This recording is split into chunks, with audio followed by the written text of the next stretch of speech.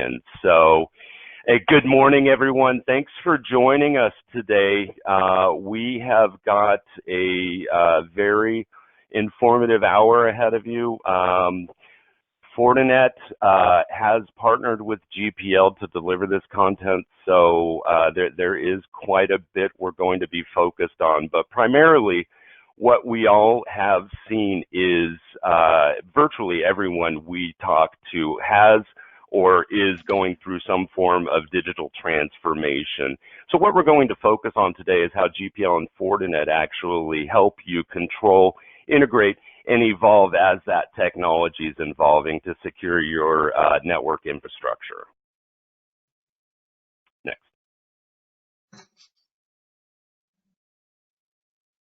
And starting with introductions, we'll let GPL kick it off.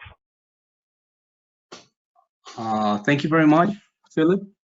My name is Guillermo Rojas. I am with GPL Technologies, and I would like to welcome you and thank you for your time today.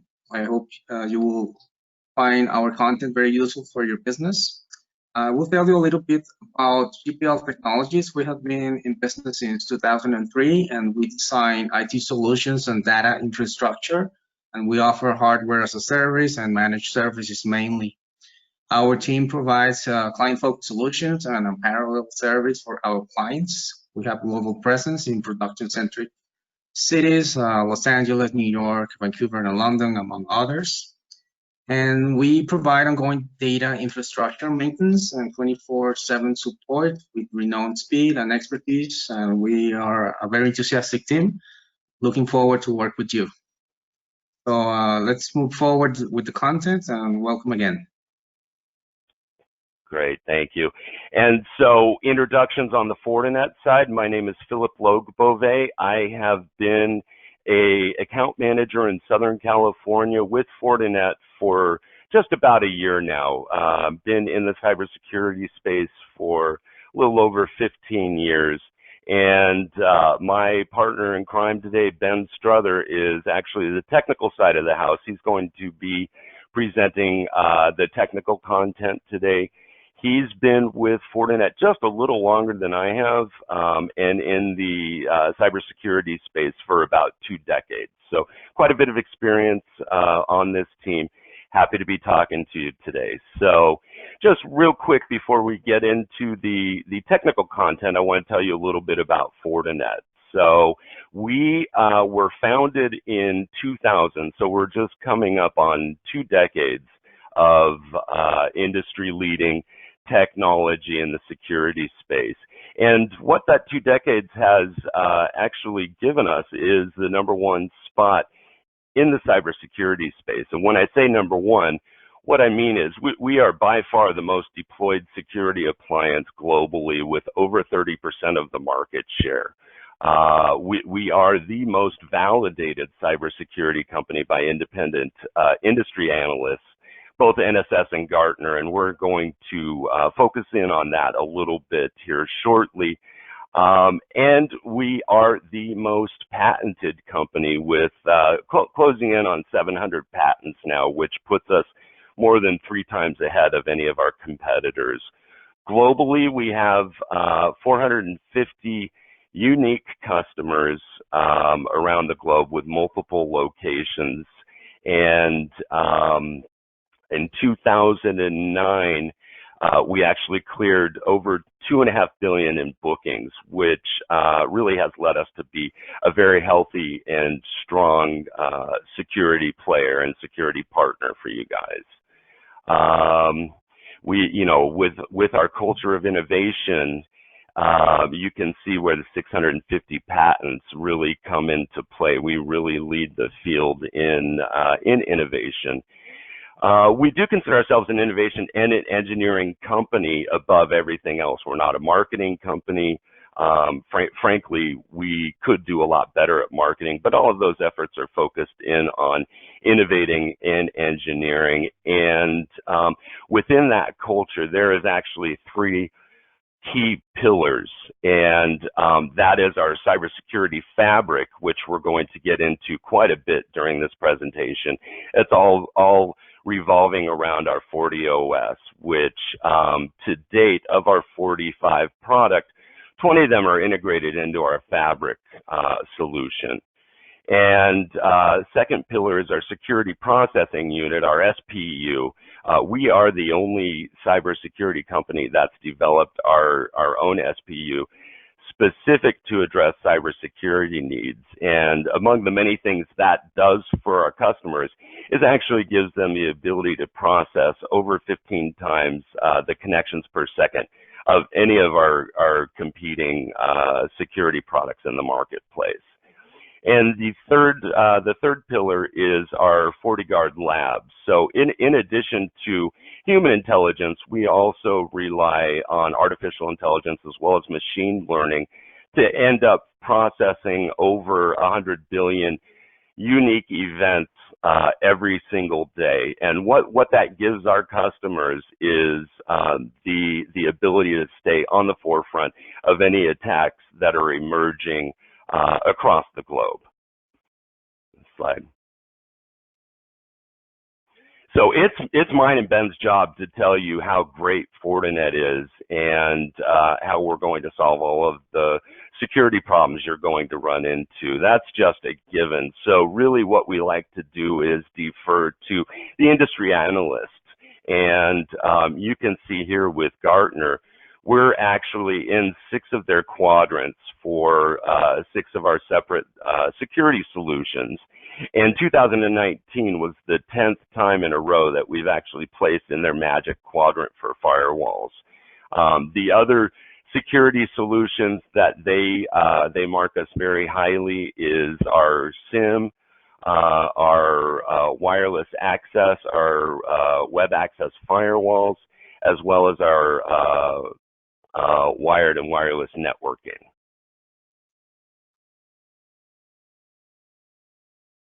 And then NSS Labs is the other major third-party analyst that in the industry that takes a look at the security space.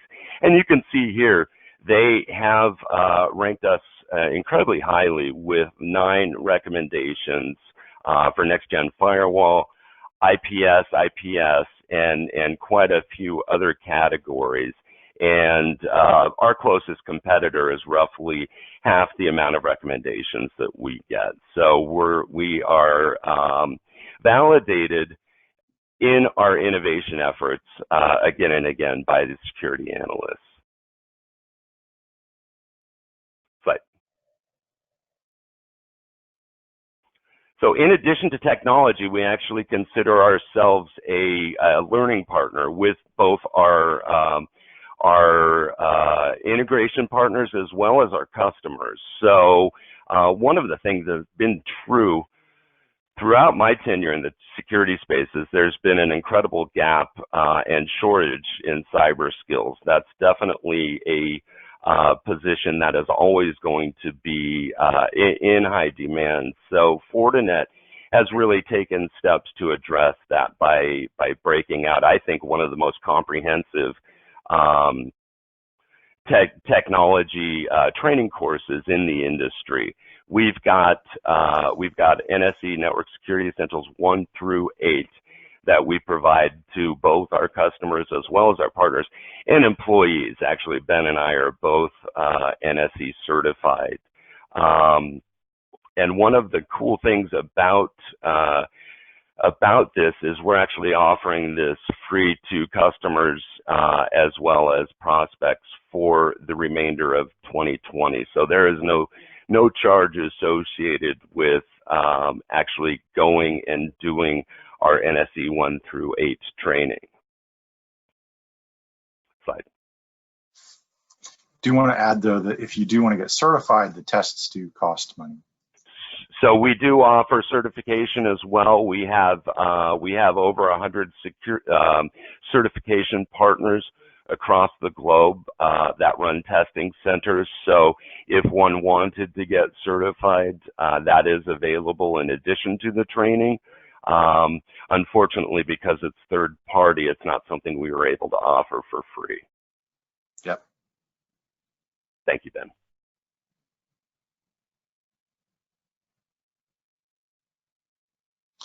So I guess it's my turn to talk. Please. I'm Ben Struther. I'm the systems engineer, as Philip mentioned.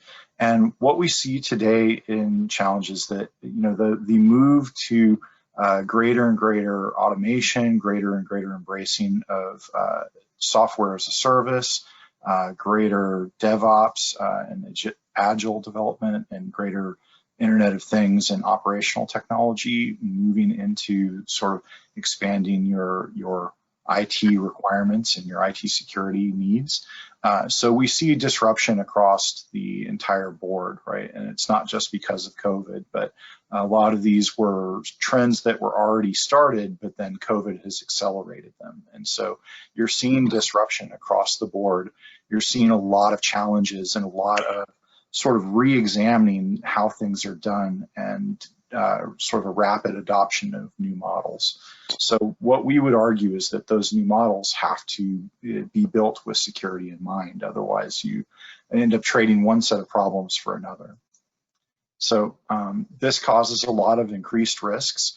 You see the attack surface has changed. The security perimeter almost doesn't exist anymore because people are working from home, people are working from their mobile devices, people are accessing more and more of your internal data from external systems, either in a SaaS cloud or in a device on a network that you don't control.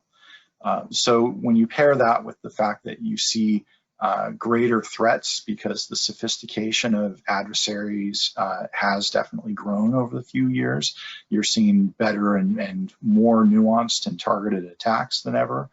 They're now starting to target systems that prior to this year had largely been ignored. You're seeing more and more targeted malware that's aimed at Mac and Linux than ever before, in addition to the much more common Android and Windows malware.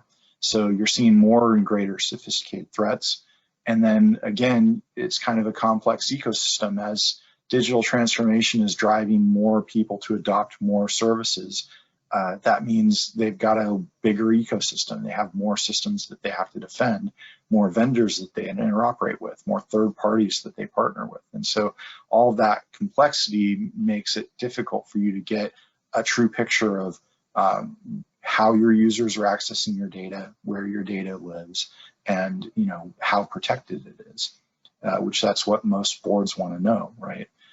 And then on top of that, you have a lot of legal compliance issues. Of course, California has recently adopted privacy law on top of the EU's GDPR, on top of HIPAA, on top of everything else, means that you can't just throw all that out and digitally evolve into what you please. You have to comply, and that's definitely here to stay.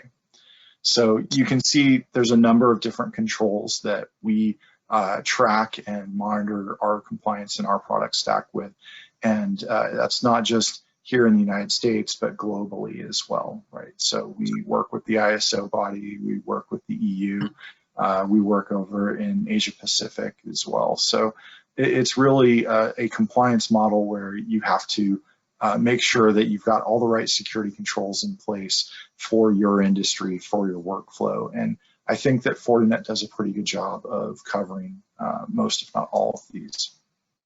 So as I mentioned, your users and your devices are growing and expanding in ways that we probably didn't think possible just a year ago.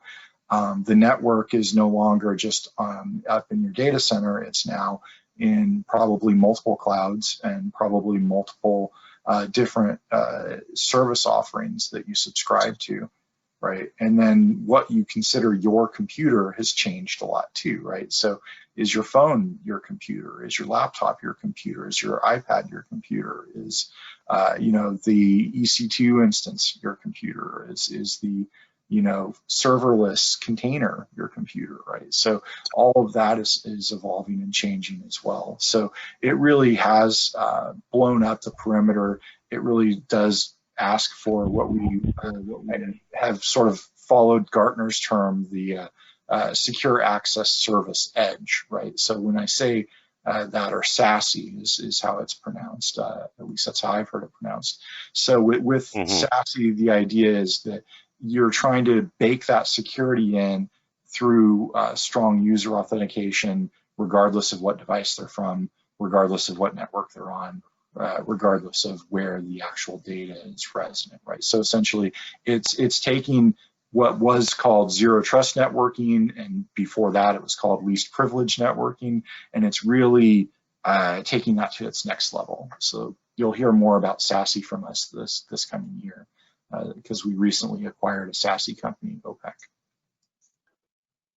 So as I mentioned, the threats in the space are definitely continuing to become more and more numerous. You know, we are seeing billions more threats that are discovered every year, which is kind of mind-blowing to me that many different threats are happening. But the reason why is because a lot of these things that used to be handcrafted by a person, and so you wouldn't see more than a few million malware samples, now they've got malware writing toolkits and malware writing software to where I can, you know, essentially it's malware as a service, right? So I can engage a darknet cloud provider, if you will, to write custom malware for me that's never been seen by any of the signature-based or hash-based defenses. And so it's going to sail right past all of those straight into my target's inbox. And then from there, if I can entice them to click on it, that's going to get me my point of entry. And so as you see, you know, ransomware is spiking, attacks on people through their work from home. You know, I don't know if people are familiar, but there was just a large number of vulnerabilities in several different remote work solutions, either VDI platforms or VPN platforms. And so essentially, you know, you're seeing many more people are targeting those spaces. They're going after the you know, the places which up till now had not been you know, necessarily where the crown jewels would be accessed from, but because everyone has to work from home now, including the people who need access to those crown jewels, it's really changed the attack surface. You're seeing a lot more focus on those remote connectivity solutions being attacked this year. So people look at all of these things and they often, you know, are sort of overwhelmed, and they see all the controls that are called for, all the solutions that are advocated for, and they're like, do I really need all of this stuff? I've got other things that the business needs me to focus on. I don't have time for this, and I don't have the people with the right skill set for it. And so you often end up in this position where you can be relatively confused by what's out there in the market because there are so many different solutions from so many different providers. So this kind of creates a situation where you've got too many vendors you're working with, you've got too many alerts to deal with, you've got a lot of manual processes that you have to follow to respond, you have a lack of staff to do those processes, and you just have too much cost complexity if you're not actually sure how much value you're getting for the dollars that you're spending. And it's definitely a challenge that we see a lot of businesses are facing, not just because of the pandemic, but before.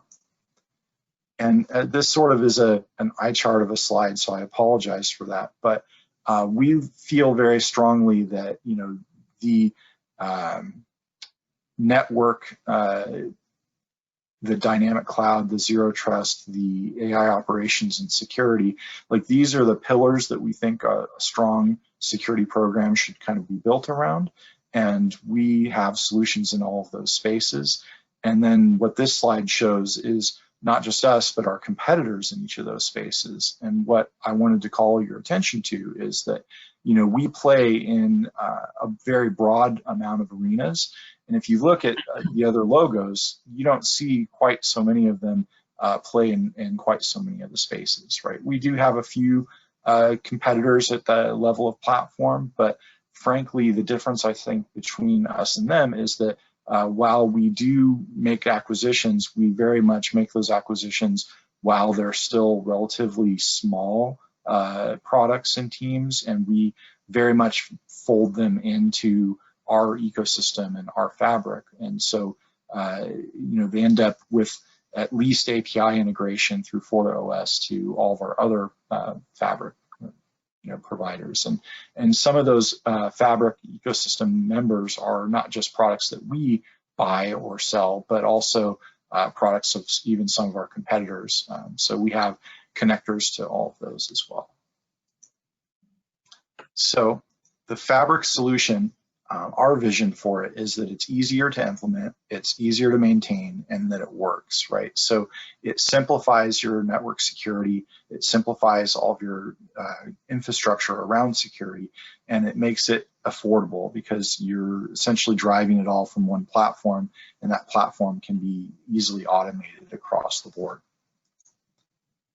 So, like I said, these are sort of the four pillars, right? The zero trust access, the network-driven security, and the dynamic cloud security, and AI-driven operations, right? So what we feel is if you have these four capabilities in place, then you can effectively respond to targeted attacks, to ransomware, to protecting your data wherever it lives, and your users wherever they're working from, right? So if you follow these four pillars, then we think that gives you the capabilities that you need.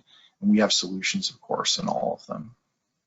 So what we do with that is we call it the security fabric, right? So the Fortinet security fabric is broad, integrated, and automated. That's kind of our power soundbite for that. And it all sort of sits with the firewall for us in the heart of it.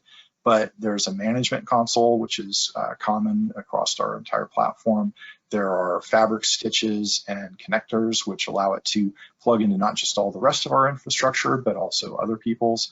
Of course, the cloud security piece allows you to, whether those are on a private cloud internal to your company or a public-facing cloud, we can provide the same level of policy enforcement, the same level of visibility and control into any of those cloud environments. Of course, when it comes to secure applications, we provide a web application firewall to do that. When it comes to endpoint, we have an endpoint detection and response tool that's there. And when it comes to wireless access, we have our own series of Wi-Fi 6 wireless access points as well. And if you get the 4 radio version, then you can even do wireless intrusion detection on both the 2.4 and the 5 gigahertz band, which I think that's pretty cool, because then you can see, if somebody using NetStumbler to try to hack your SSID and get access to your wireless network. I think that's pretty neat that we can do that from the FortiGates directly with CapLab. And then, of course, network access. We acquired a company, Bradford Networks, that has a network access controller some years ago.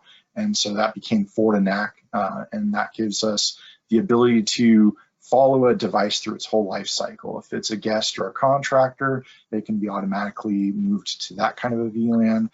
If it's a user on a corporate provided laptop, then the device can be integrated through Active Directory and have certificate lifecycle management, where it's going to be followed everywhere that user goes, and you're going to know, hey, not just the user's authenticated, but the devices as well.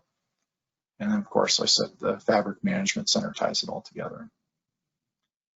So this is a taste of what our product platform stack looks like across those different pillars.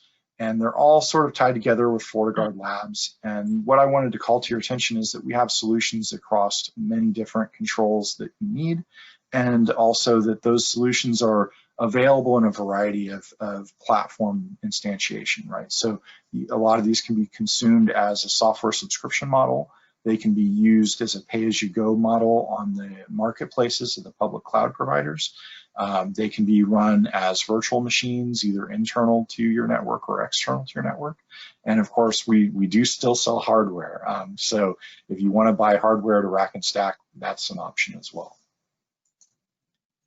So with the Fabric, there are sort of these 4 key pieces to it. There are Fabric connectors. These are developed by Fortinet, and they offer deep integration with not just ours, but over 360 other Fabric solutions, right? So that can be public clouds, that can be other endpoint providers, other network providers, other security providers, hypervisors, right? So we have Fabric connectors for over 360 of them.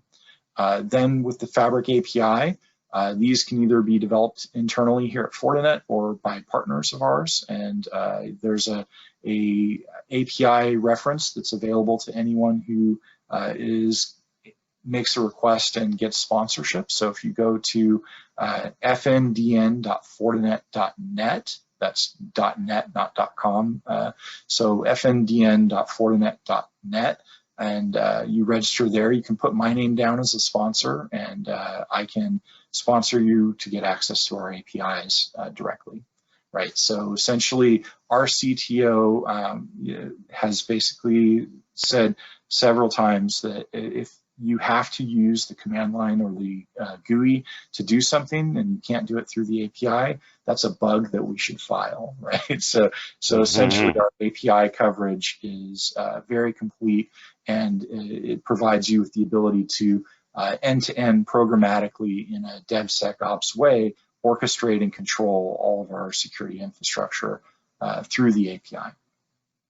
Which flows into the DevOps, right? So we have a large community of both partners and end users that are DevOps practitioners. Of course, we use DevOps internally as well.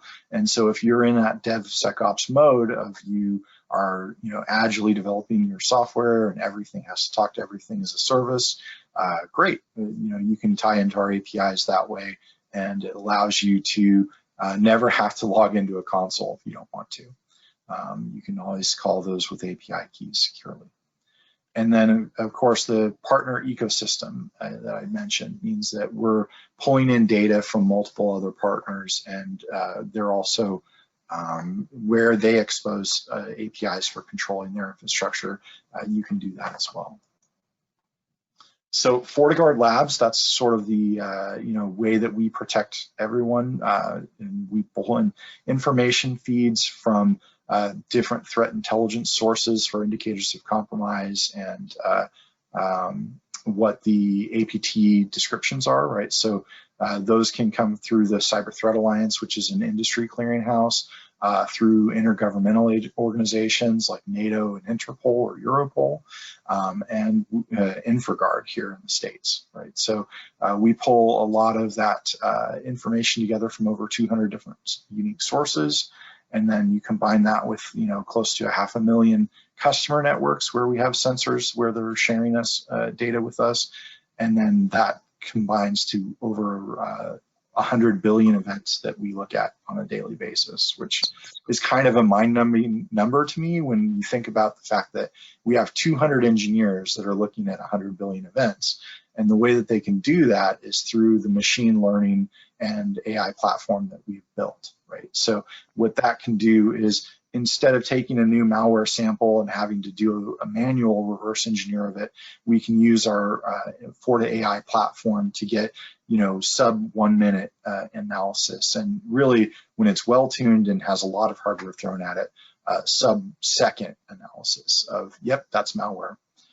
So that kind of reverse engineering of being able to break down a binary and look at where its command and control is, and look at where it's calling DNS lookups, and look at where it's downloading payloads from and what those payloads are and what those payloads do, that can all be done with this AI platform. And so it's pretty great for feeding into not just the preventative side of our stack, but also intelligence playbooks and the ability to look back historically and say, okay, we just found out about this indicator of compromise today.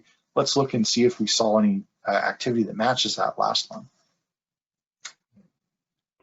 So FortiCare Advanced Support, this is pretty standard, but I just wanted to call out that we do have professional services teams, we have incident response teams, we have advanced, named technical account managers and premium RMA. So, really, if you have mission critical needs, we can provide those on very tight SLAs of either next day or 4 hour.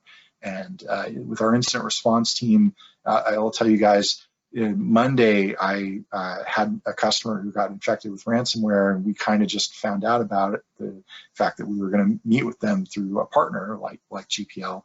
And I reached out to our FortiResponder team and said, hey, I know it's super short notice, but I'm meeting with these guys in an hour. Do you have anyone of you available for the call? And literally the head of our forensics team jumped on that call on less than an hour notice. And I really was impressed by, you know, the fact that he sort of has the we can be anywhere in the world on, you know, less than 24 hours notice kind of a footing for that kind of response team. And you don't even need to be a Fortinet customer in advance for that level of service. We could provide that, you know, if you get hit with ransomware at any time, whether you're our customer already or not. So the advanced threat intelligence is a part of several different bundles or enterprise agreements or a la carte. Generally, the more you bundle, the more you save, right? So if you think about it, at a la carte, you're paying kind of retail price, and at the bundle levels, you get deeper and deeper discount till finally, you know, if you are spending, I think the original cutoff was like more than $250,000 with us a year, then an enterprise agreement, it might be something you want to look at to save even more money. So when I say the fabric, right, like that's a great architecture term, but you know, you might want to look at actually how it looks like on a real console. So that's what this is a screenshot of from FortiGate 100D, right? So what this is showing you is the FortiGate itself is acting as a root to the fabric, right? Sort of a start of that branch. And then to that, there are multiple virtual firewalls that are connected to that, and then also switches and access points, right? So essentially from this one FortiGate, because it's the root of this fabric, I can see and drill down into not just its policies, but also the policy on all the branch FortiGates as well, and also the network switches that are Forti switches through through FortiView, which is you know, the FW link, and then through CapWAP, we can get that same visibility through the Forti APIs. And later I'll show you some cool stuff in 6.4 for that, right? So we have a whole product stack of switches and firewalls and wireless access points. These kind of make up the core of our secure network piece, and they are what we roll together as a software-defined branch or a software-defined WAN, right? So this is good for really any size of business from SMB on up. But we find that, you know, when you have all of these together, then it gives you a very low total cost of ownership because you can kind of control everything from a single point. And with the FortiGate as a cloud offering, right? So we have FortiDeploy, and we have FortiManager Cloud and FortiAnalyzer Cloud. So with these, if you don't want to have an on-prem central management solution, we have a cloud service offering for that you can consume on a subscription basis. And what that helps you do is you can really expand quickly, and then when your needs no longer require that, right? Like, so production companies are a good example of that. If you've got a production that you're spinning up for a particular show, you spin it up while the show is in production and you need it, you shut it down when the show's over, right? You essentially no longer need to buy this durable license that lasts forever. You can instead consume it in a pay-as-you-go model or a monthly subscription model, and then it's there while you need it, and then when you don't pay for it. So you're only paying for what you need when you need it.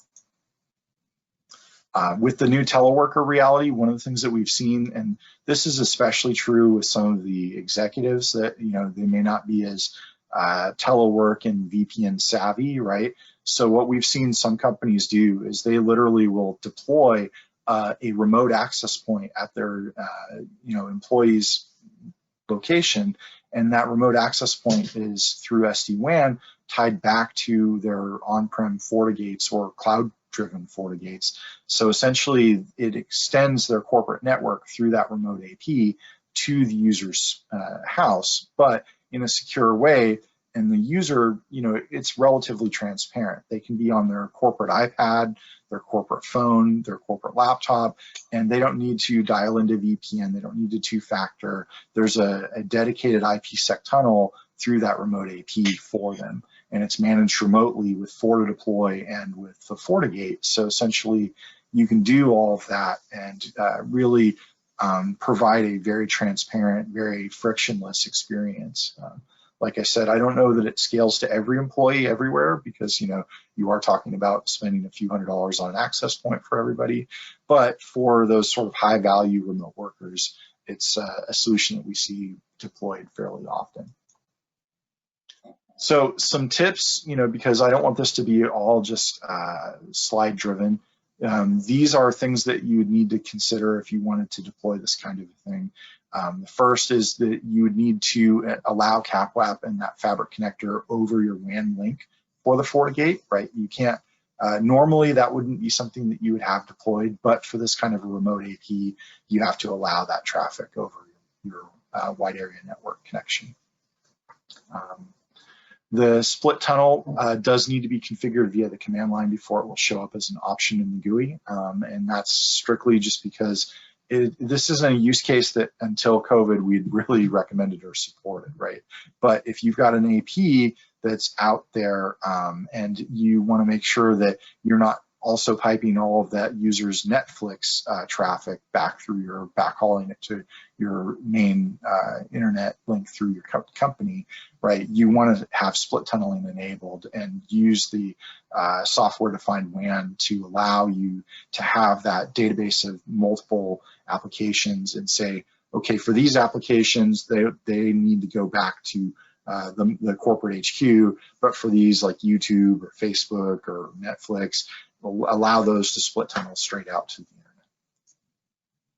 internet. This also allows you to have multiple SSIDs or multiple characteristics with the same SSID, right? So let's say you want iPads to have a different connectivity than laptops. You can certainly enable that, and they would both be joining the same SSID, but because of the way the Fabric is set up, you would have that iPad device recognized and put onto a different VLAN than you would the corporate laptop.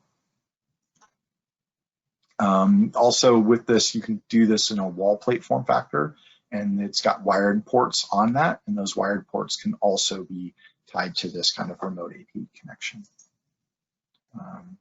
And if you just leave the profile as default as the one that you configured, then it will automatically pull that down as long as it's got connection to the internet and the DHCP server that it can reach, right? So essentially, regardless of what ISP they're on or what that configuration on their end looks like, with the default config, what it'll do is it'll get the IP from the DHCP server, it'll reach out via FortiDeploy over the network and say, hey, Fortinet Cloud, what's my configuration? And then it's going to get served up the one that you've labeled default on your FortiGate.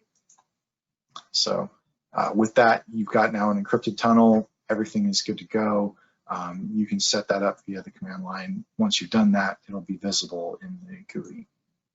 And with FortiDeploy, this can be used for basically zero configuration on the remote worker's end. It'll take it about 15 minutes to get itself on the network, get its configuration downloaded, and then reboot to apply that new configuration. So I tend to tell people, it is zero touch, but it's not zero time, right? It takes, once you've got it up and running, go get a cup of coffee or something, and then 15 minutes later, you'll be good to go. So one thing to keep in mind with that is that if you want to enroll it in your Fabric, because this is now a public-facing interface, if you're going to auto-adopt it into the Fabric, that does create a security risk, right? So with that security risk, you want to consider, is it worth it or not to support this kind of remote AP workflow? And I personally, I look at it and go, okay, what's the likelihood that someone's going to get a rogue access point and it's going to be tied to my FortiCloud account, and then it's going to pull down the information to talk to my FortiGate? I don't think it's zero, but I think it's small, right? So for the most part, while it is another risk and you do increase your attack surface by allowing CapWAP and the Fabric protocols over the WAN, it is something which I think that the visibility, control, and frictionless security that you're getting, I think it's worth the risk personally. So in 6.4, we have improvements to the managed AP screens on the FortiGates, right? So this allows you to really drill down into these and get a lot more visibility and control over clients of that wireless access through the firewall itself. And as I mentioned, if it's a 4 radio model, right, where you've got multiple radios per band, then it can not only do connectivity, but it can also do wireless intrusion detection, which that's a pretty neat feature. And it's one that usually you would need like another product to do, right? You'd have to like buy a wireless intrusion detection system, but with this, it's literally baked into the access point. So the new drill down capabilities, this gives you visibility into the health and behavior of the access point. So you can run tools, you can launch the command line, you can look at what the bandwidth looks like, how many clients are connected, what the channel utilization is. It's pretty cool. And then this, for me as a geek, like I totally geeked out on this, that I can actually drill down to each specific radio and do spectrum analysis, right? So I can look and say, oh, well, this is why you're having so many problems. The channel you're on has got way too many clients on it. There's a bunch of noise. Let's try this other channel, and that'll improve your situation. So again, this is for 6.4. I wish these bells and whistles were in 6.2 because 6.4 is pretty new. It just came out in June. So I wouldn't necessarily recommend 6.4 in production yet. Maybe talk to me next quarter and I might have a different opinion. But for now, I still think that the 6.2 branch is the most mature and supported. And it's not bug free. No software is, unfortunately, but there are certainly fewer bugs than in 6.4 because 6.4 added so many new features, and with new features always comes new bugs. So this is a little more on that Wi-Fi drill down.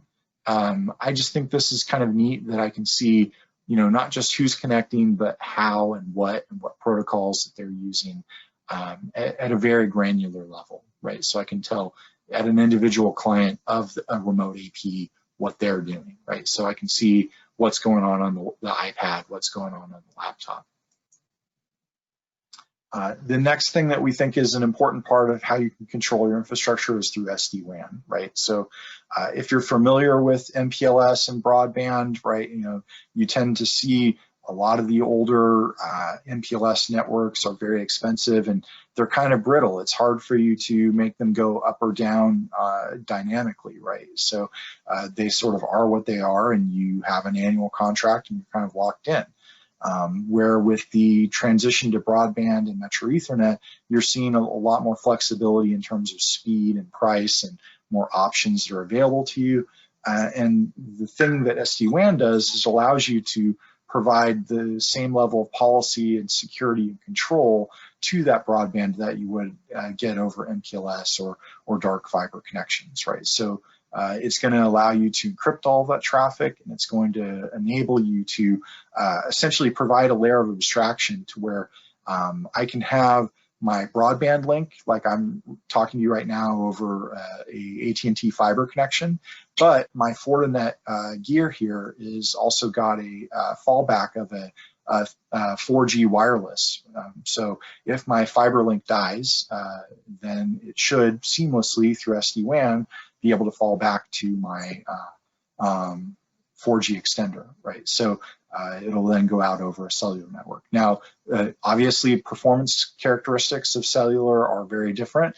And in my case, because I'm not made of money and I pay by the gigabyte on cellular, I have my SLAs configured to where as long as the broadband doesn't die, it's going out over the broadband, right? But if it does die, then the SLAs will enforce the other connection, and automagically I will fail over from there to my wireless controller over the cellular network. So I think that's pretty cool, and that's one of the use cases for SD-WAN, and it allows you to really apply that policy instead of at the network interface level at the SD-WAN level, right? So it allows me to really provide a consistent approach, and I don't have to have a different rule set for each. It also allows you to be application aware, right? So we have visibility into over 3,000 different applications. I think it's actually closer to 6,000 now, so I should probably update that on the slide. But basically, we have a database of a lot of different internet-facing software as a service applications, YouTube, Facebook, Dropbox, Google Docs, Microsoft 365, Salesforce, you name it pretty much. And with that application awareness, what that allows us to do is, even though you have an IPsec tunnel that goes back to your headquarters or back to your data center, it's not the only path out, right? So essentially, if you have it enabled this way, it allows you to have multiple paths out, so you can go directly to the internet for those things. And you can certainly, like I said, in the work from home model, you definitely want to go work directly to the internet for things like Netflix, right? Why would you want that to consume your corporate bandwidth when it doesn't have to? And it's certainly not a business secure connection, right? So that multipath intelligence is sort of what I was talking about for automated failover and those dynamic SLAs, and the ability to sort of combine multiple broadband connections together to get higher performance, right? So I can say, okay, I can't get more than 1 gigabit out of this ISP, but I can get 2 separate 1 gigabit lines and combine them together. And it's not as good as a real 2 gig would, because each frame is still maxed at the sizes that a 1 gig frame would be, but I can certainly have 2 different providers that I'm filling both of their pipes at once, and so it gives me the ability to improve my performance. If not a direct linear, it's pretty close. And then, of course, this gives me also simplified monitoring, right? Because especially in the 6.4 branch, more so than 6.2, the health checks for those SLAs are predefined for you, right? So in 6.2, when I'm setting up an SLA, it's kind of on me to say, these are the applications that I care about, these are the SLAs that I care about, and let's say VoIP providers or video conferencing like GoToMeeting or Zoom, I'm going to prioritize those. I'm going to have tighter SLAs around that. I don't care if my kid's Netflix, is slow, or his downloading games from Steam is slow, so I can put looser SLAs around those, right? And that kind of simplified monitoring can be put into place in 6.4 to where there are sort of default sanity provided SLAs for all of those different applications that are in the application aware database without you having to predefine them yourself. So it makes it a little easier on you. And then, of course, with segmentation, right? So SD-WAN as a feature can allow you to have that sort of multiple tiers of access, right? So like I said, you can have a contractor or a guest, and they can have a certain limited view into your network. And then you can have employees who have deeper, then you can have critical employees who have access to critical systems, and they can have the, sort of Omega level access. But that kind of segmentation is another feature that SD-WAN supports. So with application prioritization, like I talked about, this allows you to understand not just port and protocol, but which specific service and what that service's traffic looks like and what the SLAs for that are going to look like. So we have a database of, like I said, I think it's over 6,000 now. I'm going to double check that, but the slide said over 3,000, but I think it's over 6 now, because I think this slide is basically from last year, and I think we've more than doubled in the past year what we've supported. But all the major ones that you'd recognize, Office 365, they renamed that a couple months ago to Microsoft 365, Salesforce, Skype, Box, Dropbox, Amazon, Azure, Google Cloud. Like, we've got visibility into all of those, and we can do prioritization and classification schemes for all of it. So one of the things that this allows you to really get is automation and SLAs, and reducing the costs and making your WAN connections more flexible and faster, and generally easier to grow with your business's need than the traditional MPLS network. Now, that said, you can still use MPLS and use SD-WAN. They're not mutually exclusive. It's just what SD-WAN allows you to do is get that same level of privacy and sort of encryption without having to pay and deal with the fragility of the MPLS network. So secure SD-WAN is something that is baked into each and every Fortinet firewall we sell, right? So it's not a separate product. It's not a thing that you have to buy that sits outside of your firewall. It's something that is built into every firewall that we have, right? So it's just a part of our fabric. Now, as I mentioned with those FortiCare support bundles, the higher tiers of support bundle tend to have some extra bells and whistles like SD-WAN orchestration and a sort of real-time map of what your SD-WAN looks like. Cool stuff, not mandatory to implement SD-WAN. So, you know, that's something that if you're looking at it, you'd want to look at. Another thing, and I was talking with some folks about this, you want to definitely, obviously, look at the firewalls that have multiple WAN ports if you really want to do SD-WAN. And then the last piece, we have some firewalls which are sold with the option of not having internal storage, like an internal solid state drive. And generally, if you want a large SD-WAN portfolio, you want those solid state drive models because it gives you durable storage for things like the application database and the state table and the SLA metrics. So that gives you the ability to support a wider array of sessions simultaneously, because other than that, it would all be running in RAM. And as we all know, you never have enough RAM to do everything, right? So essentially, I always try to steer people to, maybe a slightly bigger box than what they were thinking of to make sure that they get that secondary WAN port and that SSD, because it helps with the SD-WAN on the FortiGates. So you've got all these FortiGates out there. You've deployed them to your data center. You've deployed them to your cloud. You've deployed them to your user's remote site maybe. How do you manage all of that? How do you have your shorthanded network or security team implement changes across all those different platforms? And that's where the Fabric Management Center comes in. So that's made up of basically two products, FortiManager. And what FortiManager does is centralized configuration and provisioning, and FortiAnalyzer. And what that is our central infrastructure reporting and events, right? So FortiManager and FortiAnalyzer together are the Fabric Management Center. And the two are split apart like that. I get this question a lot from customers because essentially you want to be able to push out policy changes without impacting compliance reporting and vice versa. So essentially by splitting these up, it's sort of like the Unix philosophy, right? Have your tool do one thing well rather than two things poorly. And so that's sort of the approach that we took, is FortiManager just does management, and then FortiAnalyzer does all the events and reporting. And so if you've ever tried to, on some of our competitors, push out a network configuration change while someone else is doing, maybe pulling the monthly metrics, analytics, you can see that will tend to grind, those systems to a halt. And that's why we split them into two separate products, is that way those two changes don't step on each other the same way. But because of the way the fabric works, they are able to talk to each other, and you are able to send triggers from events that Analyzer sees into Manager, and then use those to push out policy to the gate itself with that network automation piece, right? So let's say FortiAnalyzer sees an indicator of compromise on an endpoint.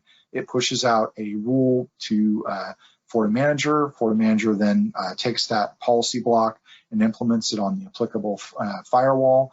And that whole thing happens relatively seamlessly if you have automation triggers set up with stitches, right? So you set those stitches up, you define the policy blocks, and then they're used as a template across all the different devices that would apply to from the event, right? So that might be to an access point or a switch or a firewall or multiple firewalls, right? Depending on what the topology looks like. So with simplified provisioning, this really allows you to, all of your branch office needs or all of your rapid expansion into cloud needs, right? This gives you the ability to spin up firewalls and access points and switching without a lot of pain and fussing, right? So it takes less than 6 minutes is what it says here. I guess I'm giving you the Scotty estimate when I say 15. But that's kind of always been what I tell people is 15. This says 6. So with that, the device registers to central management, it downloads its configuration from a template, it resets itself and comes back online, right? So essentially, there's very little need on the other end for technical prowess. You just need somebody to plug it in and turn it on. And then once it gets out to the internet, it's going to download all of its config directly there. So with this centralized management, this gives you visibility into a lot of your environments, right? Because of dynamic cloud security and the cloud providers that we support, you've got visibility into your cloud, you've got visibility in your on-prem. With the right endpoint software enabled, like FortiClient, you've got visibility into their endpoint on any network that endpoint is on, whether it's yours or someone else's, right? So this gives you a lot of centralized visibility, a lot of centralized control, and it gives you the ability to stitch all of these platforms together in a way that it makes things simpler and it makes them more effective, because you don't have a bunch of different point solutions, you have a total platform, right? So, you know, FortiGates, right? The reason that they have that name is, you know, sort of, they were inspired by sort of the castle mentality. If you've got your moat, you've got your drawbridge, you've got your gatehouse, you've got your towers and your walls and your keep, right? And so sort of like that, we have multiple products, but they're all designed as a single defense in depth approach, right? And all those controls know about each other, work together, and interoperate. So that's where we get into this kind of fabric analysis. So with this, you can do real-time threat intelligence, threat hunting. You can also do historical threat hunting. Like I said, if you see an event that you just now are learning about the exploit, you can then look back and say, is there any evidence of that on my network before, which I can check the logs. Right, so I can look at traffic, I can look at events and signature triggers, I can look at DNS traffic. This gives me a very good historical picture and real-time picture for all of that. And so this helps incident handlers and SOCs really drill down, right? So we see a lot of MSSPs partner with us to provide this to their customers. And you know, with things like the VDOM support that we have, it allows us to work in multi-tenancy situations too, right? So if any of you are providing, you know, services like that to your endpoint customers, you can carve these things off as VDOMs and give them a limited view to just their VDOM, and then other customers' data is segregated off from that. This also comes with a bunch of pre-baked compliance reporting for things like HIPAA and GDPR and PCI DSS, right? So with that, you know, when the board asks, you know, what's our security posture via the California Privacy Act, you can pull that report up and you can say, well, here's what it looks like across everything in our environment. And again, because of the visibility into endpoints and network and infrastructure, you're going to have a fairly high level of confidence. You know, you're going to be detecting rogue devices. You're going to be detecting sort of application level things, and you're going to give a very clear picture of what your actual posture looks like. And like I said, this allows you to do a lot of automation, right? So if you're spinning up new services and microservices and containers, and you know, you're all in on that, this allows you to provide cloud workload platform protection in the form of our CWP, or if you have a more traditional, you know, like a LampStack web app, you can use FortiWeb. Both of them have machine learning and they're both sort of baked in. The difference between the two, cloud workload protection is strictly cloud native, right? So it runs for things like serverless, Kafka, right? The kinds of microservices that don't have a full server that you can actually sit in front of, right? So that's where cloud workload protection would sit. And then for FortiWeb, which is our web application firewall, that's more for like the traditional LAMP stack, where, you know, you have Linux, you have Apache, you have MySQL, you have, you know, Tomcat running your application tier.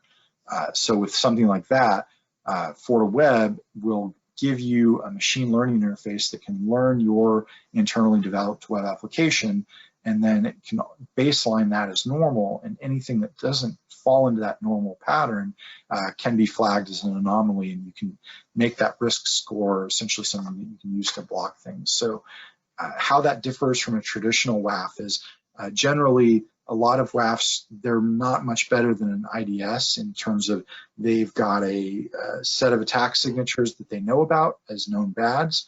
But if I'm an advanced attacker, I can, instead of using a truth statement for SQL injection like 1 = 1, which is certainly going to be in the attack's signature, I can say, 82 = 82. And that still works as a truth statement for a SQL injection, but it's not likely to be in everybody's signature base, right? But with machine learning, if I've learned your application and I know what it does, I can then take that and I can essentially block that behavior as anomalous regardless, right? So with that automation in play, you can really follow your workload wherever it is. So I'm being told I'm running out of time, so I will wrap up with the conclusion. So actually, a traditional layer, like what people typically think of, each of these are point solutions. They're not necessarily from the same vendors. They don't necessarily fit together, and it leads to slow and porous threat response, and it makes it difficult to maintain in a complex environment. So what we're proposing is essentially everything gets tied through the FortiGate. You've got a unified threat protection and a unified platform. You have APIs where all these things talk together. You have flexible services that can run anywhere that you need them to. And it gives you a much more coherent portfolio of products and services. So again, we're broad, we're powerful, we're automated. That's what we feel here at Fortinet sets us apart. And it's what, I have only been with Fortinet for a year, but I was a reseller before that. And as a reseller, I could sell, just like GPL can sell anybody's solutions, but often I preferred Fortinet because I could get more bang for my buck, and I could have a single platform that solved more things and had more controls, right? So instead of having to go to 3 or 4 vendors to solve this, I could solve it in one, right? So that's kind of my talk. I will hand it back over, and if there are any questions, I'm happy to take those as well. Thank you, Ben. So yeah, definitely any questions. We've got a few minutes. We can field those. Short of that, I would say, everybody, thank you so much for joining us today.